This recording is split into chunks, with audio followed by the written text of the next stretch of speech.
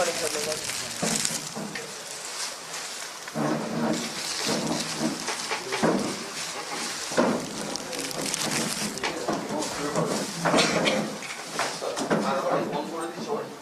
সবাই রেডি? না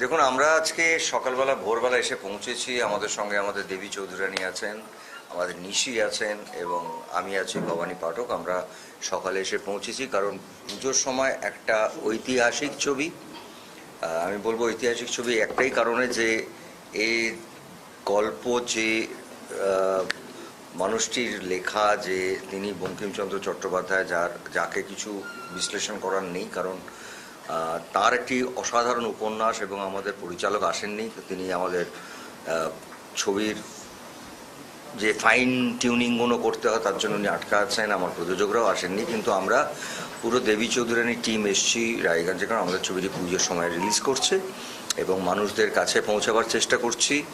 কারণ এটা একটা ইতিহাস, এটা গল্প নয় বা একটা সিনেমা নয়।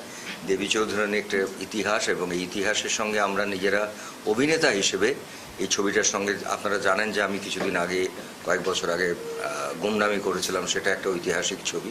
সেরকমই এইটা একটা খুব ঐতিহাসিক ছবি এবং একটা ইতিহাসের কথা বলেন যে একজন মানুষ, তাকে বলা হতো ডাকাত, যেটা গল্পের চরিত্র নয়, এটা একটা ঐতিহাসিক চরিত্র। তিনি কি করে একজন নারী শক্তিকে ব্যবহার করে তিনি স্বাধীনতার লড়াই করেন মানে ব্রিটিশের বিরুদ্ধে।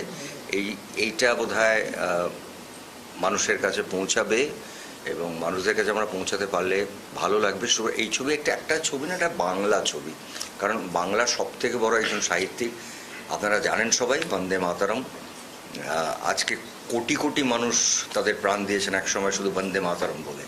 তার লেখার একটি উপন্যাস যেটা একেবারেই বাংলার মানুষদের জন্য একটা বাঙালি ছবি, সেটা আমরা পুজোয় উপহার দিতে চলেছি। সেই জন্য মানুষদের কাছে এসে আসা এবং আপনাদের কাছেও আসা, আপনাদের মাধ্যমে অনেক মানুষের কাছে পৌঁছাবে যে এই ছবিটা আমার মনে হয় বাড়ির সবাই, হয় না বাড়ির সব থেকে যিনি বড় আর যে বাড়ির সব থেকে ছোট সদস্য, তাদের সবাই দেখা উচিত। কারণ এটা যে স্বাধীন দেশটায় আমরা বাস করছি এই মুহূর্তে, 1770 সালে যখন একটা ঐতিহাসিক পশ্চিমবাংলা, মানে তখন তো পশ্চিমবাংলা বাংলাটা এক ছিল, সেই সময় যে বর্ণান্তর ঘটেছিল, সেই সময় দাঁড়িয়ে এই মানুষগুলো কি করে লড়াই করেছিল এবং সেই লড়াইটা শুধু ব্রিটিশারদেরকে দেশ থেকে বার করা নয়, তাদের ট্যাক্সেশন থেকে আরম্ভ করে তারা যেভাবে জমিদারদেরকে এক্সপ্লয়েট করছিল, সবটার বিরুদ্ধে লড়াই।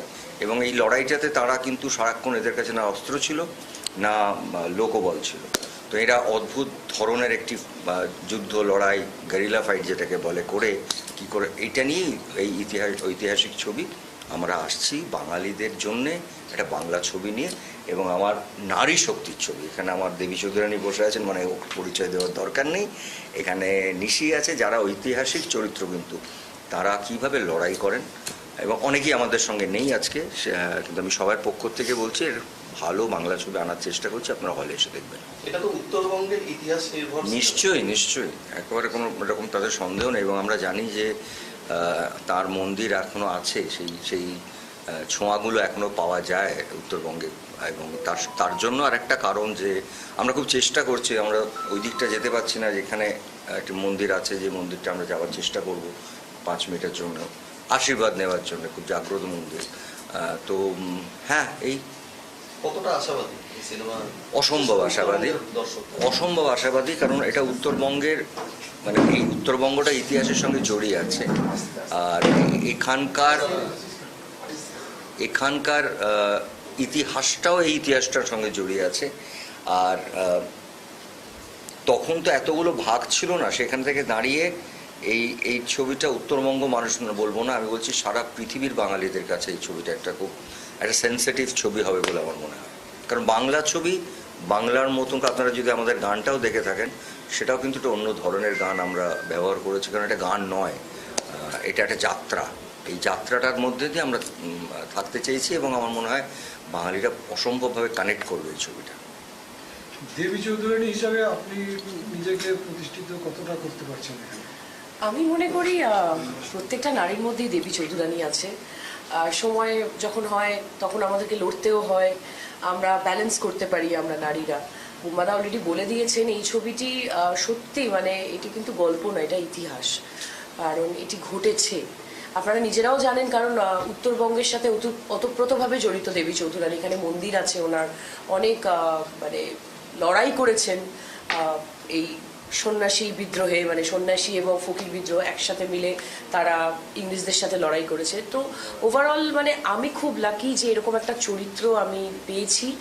আর চেষ্টা করেছি, আমরা সবাই চেষ্টা করেছি, আমাদের পুরো টিম, যাতে মানুষ কানেক্ট করতে পারে। কারণ অনেকেই বইতে পড়েছে, ছোটবেলা থেকে আমরাও নিজেরাও বইতে পড়েছি। আর আমি যেহেতু, আমার দাদুও ছিলেন স্বাধীনতা সংগ্রামী, ওনার কাছে অনেক গল্প শুনেছি সংগ্রামীদের, যারা বিপ্লবী ছিলেন, তাদের অনেক সংগ্রাম, অনেক কষ্ট, কিভাবে তারা নিজেদের দেশের জন্য, নিজেদের মানে মাটির জন্য লড়েছেন। তো সেগুলো শোনার পর সত্যি ছোটবেলা থেকেই মনে হতো যে কোনোদিনও যদি এরকম একটা চরিত্র করতে পারি। আর সেটা দেবী চৌধুরানীতে আমি পেয়েছি, তার জন্য আমি কৃতজ্ঞ। এবং পাশে পেয়েছি আমাদের অভিভাবক বুম্বাদাকে, অবশ্যই আমাদের পুরো টিম, নিশি আছে, বিবৃতি, এখন আরও দর্শনা, অর্জুন, বেনু কাকু, অনেকজন আছেন এখানে। আমাদের ডিরেক্টর শুভ্রজিৎ দা এরকম একটা বড় ছবি সাহস করে বানিয়েছেন। আমাদের প্রডিউসার যে মানে ওরা বিদেশে থাকেন, ইউএস থেকে এসে এরকম একটা বাংলা ছবি বানিয়েছেন। আমার মনে হয় প্রত্যেকটা দর্শকের, যেটা বুম্বাদা বললেন ছোট থেকে বড়, সবাই এসে হলে দেখুক আর একটা ঐতিহাসিক কি বলবো মোমেন্ট নিজেদের মধ্যে ক্রিয়েট করুক। একজন স্বাধীনতা সংগ্রামের যে ভূমিকা ছিল এই সিনেমাটাতে, সেটা কতটা রিফ্লেকশন আছে? ভীষণভাবে, কারণ তুমি বলো। মানে স্বাধীনতা সংগ্রামী দেবী চৌধুরানী আমাদের গল্প, বা এই আমাদের গল্পটা অবশ্যই অরিজিনাল যে উপন্যাস ছিল সেটা আছে, কিন্তু সেইটার লেন্সিং নয়। লেন্সিংটা কিন্তু এই স্বাধীনতা লড়াই, কি করে একজন সাধারণ নারী, কি করে একজন এরকম একজন কি বলবো রেভলিউশনারি হয়ে উঠতে পারেন, এবং তাকে কিভাবে তৈরি করা হচ্ছে। ভবানী বারক যখন জানেন যে এখন এরপরে আমার আর একজন লিডার দরকার, এবং সেই লিডারশিপটা খুঁজে পাচ্ছেন উনি একজন সাধারণ একটি মেয়ের থেকে, যেটা অরিজিনাল গল্পতে ছিল। আমার মনে হয় জানেন যে প্রতিদিন আজও আমরা আমাদের মারা, বিশেষ করে সারা পৃথিবী জুড়ে মাদের লড়াইটা কিন্তু অসম্ভব বড় লড়াই। তারা যে লড়াইটা আজকে করে যাচ্ছে প্রতিদিন, প্রতি মুহূর্তে, প্রতিটা সংসারে, সে লড়াইটা কিন্তু এই সবাইকে একত্র করে রাখা, এটা মারা ছাড়া পারেন না। তো দেবী চৌধুরী রিপ্রেজেন্টস দ্যাট মা। একদমই তাই। আচ্ছা, এরকম একটা ইতিহাস নির্ভর ছবির সঙ্গে আজকের প্রজন্ম কিভাবে কানেক্ট করতে পারবে বা কতটা কানেক্ট করবে বলে আপনারা? দেখুন, আমার মনে হয় যে আজকের দিনে আপনি যদি দেখেন ভালো করে, যে সারা আমি যদি বলি শুধুমাত্র বম্বে বলছি না, হিন্দি বলি, তামিল বলি, মারাঠি বলি, যারা বড় ছবি বানাচ্ছেন তারা কিন্তু ইতিহাসকেই ফিরিয়ে আনছেন। আপনি দেখুন প্রত্যেকটা, কারণ আমাদের কাছে ছবি যদি আজকে যদি বড় ছবি করে আমরা যদি নতুন জেনারেশনকে আমাদের ফিরে আসা ইতিহাসগুলো না দেখাই, এবং আমার নিজের ধারণা ওরা আরও বেশি দেখবে, কারণ তাদের হাতে আজকে গুগল এসে গেছে। তারা যেই জানবে এরম একটা কোনো জিনিস হয়েছে, তারা তখনই গুগল করবে, করে তারা আরও জানা এইটার উপর দিয়ে আমার বেশ কিছু কাজ মানে গত কিছুদিন থেকে এটাকে আমার ওটিটির কাজই বলি, বা আমার অন্যজন ছবিগুলো আমি করেছি, যখন আমি অ্যান্টনি ফিরিঙ্গি করেছি, বা মানে আমি জাতিস্বর করেছি, বা আমি যখন গুমনামি করেছি, আমি দেখেছি ইয়াংরা বেশি চায় জানতে, কারণ ওদের কাছে অনেকটাই অজানা। ধরুন একটা জেনারেশন অব্দি অনেকটাই জানা, তাদের কাছে জানাটা কিন্তু খুব সহজেইভাবে হয় যখন তারা একটা জিনিস জেনে গুগল করে, তখন ওদের ইন্টারেস্টটা জম। আচ্ছা, এরকম হয়েছিল আমার পশ্চিমবাংলায় বা আমাদের বাংলায়, এরকম সময় এরকম একটা ঘটনা ঘটেছিল যেখানে ৭৫ মানুষ মারা গেছে। এইটা তো আজকের প্রজন্মেরও জানার উৎসাহ ওদের আছে। সেই জন্যই আজকে আমার মনে হয় সারা ভারতবর্ষে দেখুন নানা রকম ভাষায় ভীষণভাবে রিয়েল কন্টেন্ট তৈরি করছে। হ্যাঁ, মানে আজকের জেনারেশন জানতে পারছে, মানে বুঝতে পারবে ছবিটি দেখে যে আমরা যে আজকে স্বাধীন ভারতে বাস করছি সেটা কিন্তু এত ইজি ছিল না। তার পিছনে প্রচুর মানুষের অবদান, বলিদান, অনেক কিছু আছে, প্রচুর রক্তক্ষয়, তাদের জীবন, মানে কি বলবো, তারা তাদের জীবন দিয়ে আজকে এই স্বাধীন ভারত তৈরি করেছে।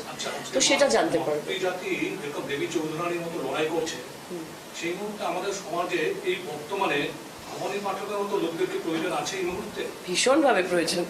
এটা কতখানি বুম্বাদা বলেন। দেখুন, আমি সেইভাবে বলতে পারবো না, কারণ এখন এই চরিত্রটা আমি কিছুদিন আগে মানে চরিত্রটা তৈরি করেছি, এখন পর্দায় আসবে। কিন্তু আমার নিজের ফিলোসফিক্যালি আমি বলি যে আমি না যখন লালন করেছিলাম মনের মানুষ, আপনার মনে হয় সারা পশ্চিম বাংলা না সারা ভারতবর্ষের লোক দেখেছিলেন এই ছবিটা, তখন আমার মনে হয়েছিল একজন সাধক শিল্পী। আজকে আমি ভবানী করেছি, ভবানী পাঠক করেছি, একজন সাধক, মানে তার হাতে অস্ত্র, দস্যু সন্ন্যাসী। তো এইটার একটা আলাদা ফিলোসফি আছে। এবং আমি যখন সুভাষ বোসও করেছিলাম, আমি বলেছিলাম যে বারবার যে সুভাষ বোসের মতন মানুষ তো ফিরে আসা দরকার। সেরকমভাবে বলছি যে এই যে একটা রুটেড মানুষ, রুটেড লোক, তো এরা সবাই, প্রত্যেকটা মানুষ কিন্তু রুটেড, তাদের যে ভাবনাগুলো থাকে না, তাদের যে পরিকল্পনা থাকে বা তাদের যে ডেপথটা থাকে, সেটা বোধহয় আজকেও খুব প্রয়োজন আছে, এই যে একত্র করা, এবং সেটা খুব সঠিক উদ্দেশ্যে। আপনি কতখানি আনন্দ ফিল করছেন এই চরিত্র? অসম্ভব। এটা আমি, দেখুন, আমার প্রথম কথা বলি যে আমার জীবনে তো আমি প্রায় সবটাই করে ফেলেছি, মানে সব রকম এক্সপেরিমেন্টই করে নিয়েছি আমি। আমার কাছে প্রথম অ্যাট্রাকশন ছিল এটা হ্যাঁ করার, অবশ্যই অসম্ভব ভালো একটা স্ক্রিপ্ট আমায় শুনেছিল শুভ্রজিৎ। আমার জীবনে রবীন্দ্রনাথ ঠাকুরের গল্প বা উপন্যাসে আমার কাজ করা হয়েছে, কিন্তু আমার বঙ্কিমবাবুর উপন্যাসে কাজ করা হয়নি, কারণ বঙ্কিমবাবুর উপন্যাসগুলোই খুব বড় স্প্যানে, মানে আপনারা যে কোনো উপন্যাস পড়ুন, সেটার জন্য একটা বাংলা ছবির যে আমাদের বাজেটটা একটা ভীষণভাবে আসেই সামনে। কিন্তু আমরা সাহস করে, আমাদের প্রযোজকরা যখন বলেছিলেন এটা করবো বুম্বাদা, আমি বলেছিলাম এটা করবো, কারণ ওনার একটা উপন্যাসে নিজেকে রাখাটা বা নিজেকে যুক্ত করাটা একটা আশীর্বাদের মতো। একজন বাঙালি হিসেবে এটাতে আমি প্রথম গর্বিত। তার সঙ্গে আমি বলছি যে এই গল্পটা বোধ হয় শুধু পশ্চিম বাংলায় নয়, সারা ভারতবর্ষে বলতে হবে আমাদের এই গল্প। বলছি পুজোতে ব্যাক টু ব্যাক কতগুলো অনেকগুলো সিনেমা রিলিজ হচ্ছে, মানে তার মধ্যে দেবদারও গ্রহটাঘাত রয়েছে, সেখানে তাহলে কি বলবে আর পুজোর সময় এতগুলো সিনেমা? দেখুন, প্রত্যেক বছর পুজোতে 4-5টা ছবি আসেই, আপনারা জানেন, এটা নতুন কিছু নয়। আমার আগের বছর আমার পুজোতে রিলিজ করতে গিয়েও রিলিজ হয়নি ছবিটি, সেটা আলাদা কথা। তার আগের বছর আমার দশম অবতার এসছে। তো আমরা অটোগ্রাফের সময়ের পর থেকে 22শে শ্রাবণ থেকে শুরু করে পরপর পুজোতে প্রত্যেকেরই 3-4টে ছবি এখন আসে। এবং আমি বলি, আমি কালকেও একটা জায়গায় বলেছি, যে কোনো বাংলা ছবি 365 দিনই ওটা আমার ছবি। আমি একটা কথা বিশ্বাস করি, এটা কারোর ছবি নয়। আমি 365 দিন, আমি 42 বছর বাংলা ছবির জন্য রক্ত দিয়েছি, প্রাণ দিয়েছি, ভালোবাসা পেয়েওছি। প্রতিটি বাংলা ছবি, সেটা ছোটো যে ছবি হয়, যেটা ধরুন অঙ্ক কি কঠিনের মতন ছবি বা দোস্তজির মতন ছবি, আপনারা দেখেছেন, আমিও সেই ছবিটাকেও পাশে দাঁড়াই। আবার বড় যে ছবিগুলো হয়, আমার বাংলা ভাষার যে কোনো ছবি ওটা আমার ছবি, যে কেন ওটাকে আমি ভাগাভাগি করতে পারবো না। এবার দেখুন, ক্লাসে কেউ 1 হবে, কেউ 2 হবে, কেউ 3 হবে, কেউ 4 হবে, কিন্তু এই পুজোটা একটা এমনই যে চতুর্থ হবে তার কাছেও একটা ভালো নাম্বার থাকবে, এটাই হচ্ছে মজার ব্যাপার। এবং প্রত্যেকটা ছবি ইম্পর্টেন্ট এবার পুজোর, প্রত্যেকে তার ডিউ পাবে। বাঙালির একটা আবেগ রয়েছে, বাঙালির একটা আবেগ রয়েছে চিরদিনই রয়ে যাবে, সেখান থেকে অন্য ভিন্ন চরিত্রগুলোতে আপনি অভিনয় করছেন। আপনি একজন দক্ষ অভিনেতা, কিন্তু এই পরীক্ষাটা কতটা কষ্টের মনে হয়? এইটা নিয়ে আরেকদিন আসি, আপনারা ডেকে পাঠান, আমি আসি, কিছু কথা বলি, কারণ আমার কথা বলতে গেলে বেচারা এরা বসে থাকতে হবে, অনেক বড় ইতিহাস। আমাদের প্রেস ক্লাবের সবাই আপনারা দেখছেন ট্রাইব টিভি বাংলা, বাংলার আপন।